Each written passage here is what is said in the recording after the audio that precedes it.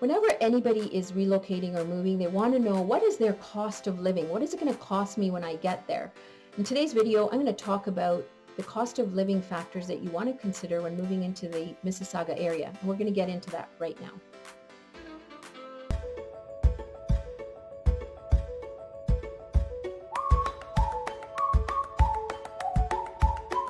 Hey, what's up everyone? My name is Nasira Jamal and I'm part of Team Jamal right here in the Greater Toronto area.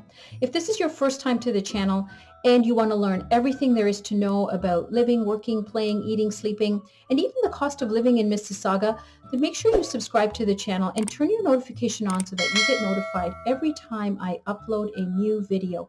Honestly, I get calls every day from people that are moving here or relocating to the Greater Toronto area, and I absolutely love it. So if that's something that you're doing, you're moving here, you're relocating here, or maybe you're even just coming for a stay, make sure you either give me a call, shoot me a text, or send me an email. You can even send that pigeon carrier. However you want to get a hold of me, I've got your back when you're moving into the Greater Toronto area. So in talking about cost of living, I don't think it's going to mean much to you if I tell you that, our price index is 65.66%, or we are 163rd in, 434 countries worldwide. I think the more important thing when you're looking at moving into any area, and especially if you're relocating to Mississauga, is to really figure out, what is it going to cost you to live here? Now, the main expense, of course, for anybody, wherever you're going, is your living expenses, your house, your home, where whether you're renting, whether you're buying. So let's talk about that first. You are going to find that our rent is about, for a 2-bedroom apartment, you're looking at about $2,000 a month. Comparatively, if you're going to be in Toronto, downtown Toronto, it's higher, about $2,200 a month in Toronto. So Mississauga is definitely cheaper to live. If you're purchasing a home, of course, you are going to have way more purchasing power in Mississauga than in Toronto. And because it is cheaper, and though our housing market is very, very strong, and our overall pricing is still pretty high across, an average over the country's average, we do find that from people that are comparing between Toronto and Mississauga, we are cheaper. Now, when I have people coming in, relocating, some people initially what they do is they look at either a short-term, long-term rental, but what we've found lately is a lot of people are just getting into a Airbnb because it's cheaper, and it's also allowing them to purchase their home within a few months when they get here, providing that, of course, they have their PR in order, they've got their down payment in order, and there are, Welcome to Canada programs and things like this within the mortgage industry that can help them purchase a property. The reason, one of the main reasons really in 2021, after COVID happened in 2020, is that interest rates have remained low, and we're being told that they're going to continue to stay low, which is allowing people to purchase, which is giving them, even the ability to have their mortgage payments less than the rental amount, which really, again, goes for affordability. Is if you're in a position to do that, you may want to really consider looking at figuring out how much is it going to cost you in your monthly cost for if you're purchasing a home rather than if you're renting.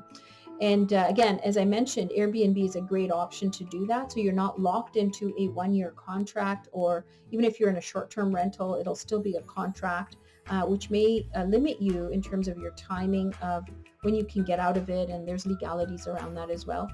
That is one of the main things, of course, when you get here is, well, where are you going to live and how much is it going to cost for that?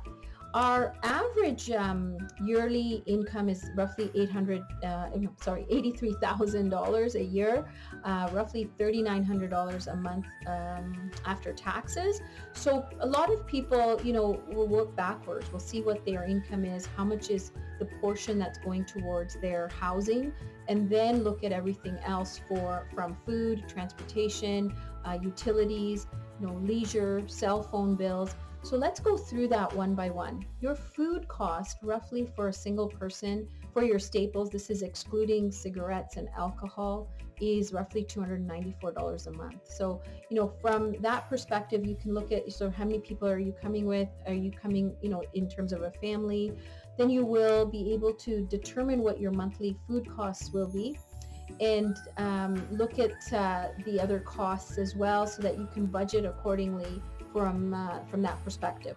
So the second thing is transportation. Now, for a lot of people, if they're not working right in Mississauga and they have to use either the Go bus or Go train, or if they're using local transit, that is something that, when you buy a monthly pass, you're looking at about $130 to $180 a month, depending on which transportation system you're using.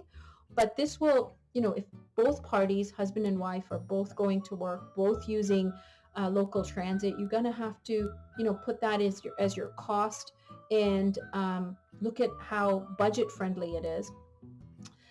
In terms of renting a car, you can use a car. Gas is roughly in Mississauga about $1.15 right now. This fluctuates. So at the time of this video, it was $1.09 to $1.15. But in the outlying areas, you will find gas is a little bit cheaper. But in the areas around Mississauga, Brampton, Vaughan, Toronto, you're finding gas to be about the same in all of these areas.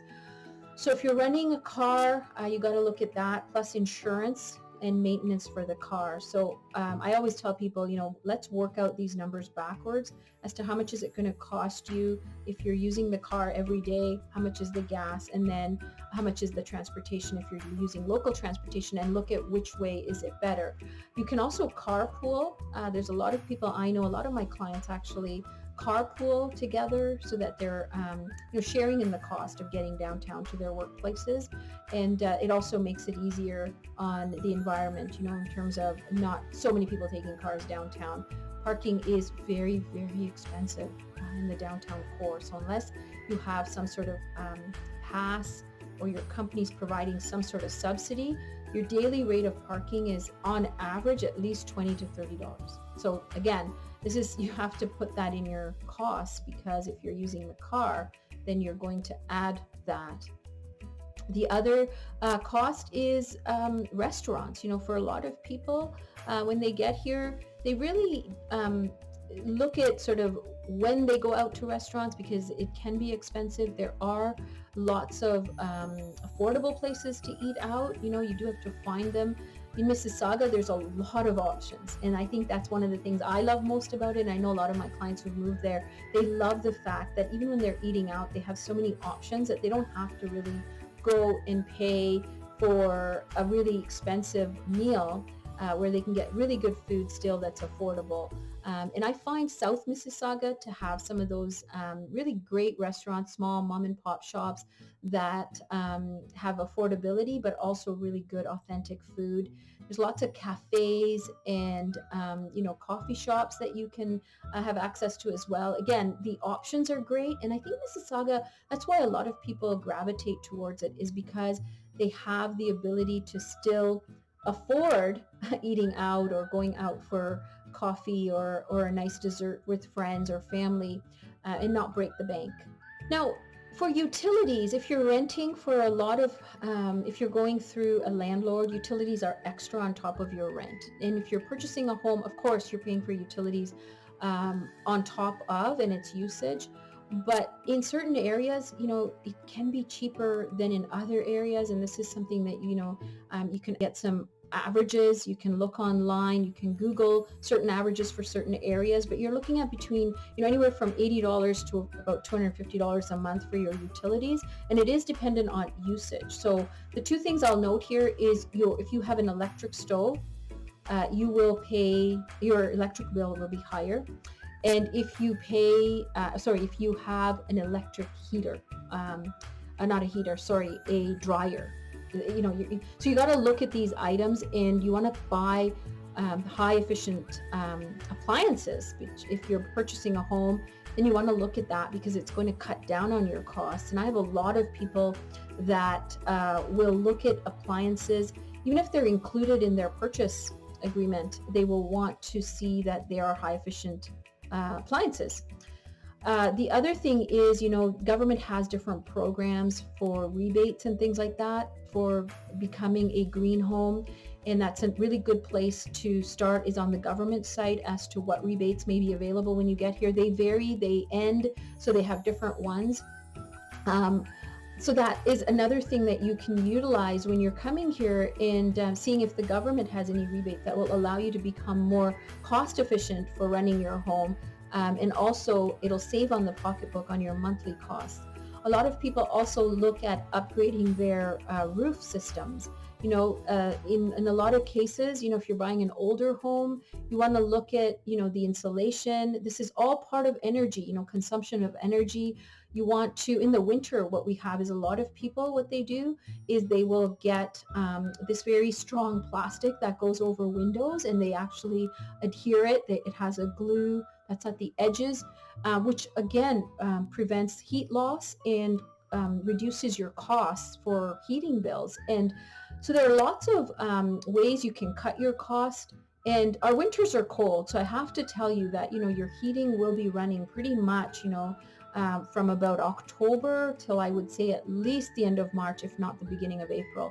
And because our winters are so unpredictable and they are cold, then you will see your utility bills fluctuate. And in the summer, for a couple of months, you will really be using your AC. And a lot of people, between July and August tends to be the highest use for the air conditioner. Again, that'll add to your utility costs. So for some people, they will have their thermostats on timers. So when they're not at home, it is actually not using the heat or the air conditioning. So these are really great ways of saving some cost on utility bills.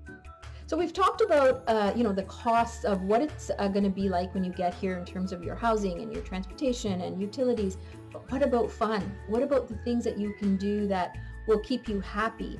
So I want to talk about that because this is one of my favorite topics. I do really believe that if you are enjoying your life, you have less stress, you have better health, you really have better relationships. So I want to really dive into this. For those of you who are fitness buffs who really want to know what a gym membership might cost, you're looking at about between $30 to $60 a month, depending on where the gym is or what the gym offers. And for a lot of people with COVID, of course, they're doing the online subscription models or even freebie YouTube videos. I have a lot of clients that are using those to stay fit. Now, of course, COVID is going to end, and we're going to get back into some sort of normalcy where people are going out and using gym memberships and going out into the community. So, this is something that in Mississauga, you've got a lot of choice. You've got accessibility to a lot of the larger gyms, as well as some of the smaller ones, depending on what you feel comfortable with. There's a big surge of people going into yoga studios, and there's lots of those available. If that's what, gets you going or gets you into the place of where your mind and heart are at rest, because you do, get really tied up with the hustle and bustle of life and the chase and the running around and the traffic. You really do want to find an outlet that's best for you to relieve the stress. So the cost of that is, if you're looking at monthly costs for subscriptions or memberships.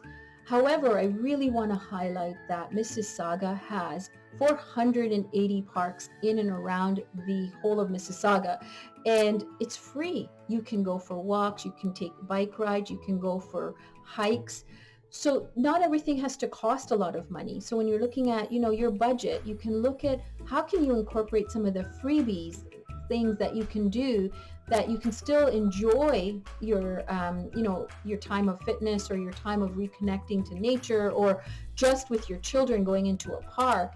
Not everything has to cost a lot of money. And Mississauga is one of those areas where you can utilize a lot of the free things. We also have a lot of festivals that come around, especially in the summer months, not so much in the winter. I mean, there are some, but more so in the summer. You'll see a lot of cultural, multicultural things going on. Celebration Square is a great place to look out for. And a lot of those are free. So again, fun and leisure are things you have to consider when going into any city, and especially if you're coming into Mississauga, you have access to a lot of it, and a lot of it is free.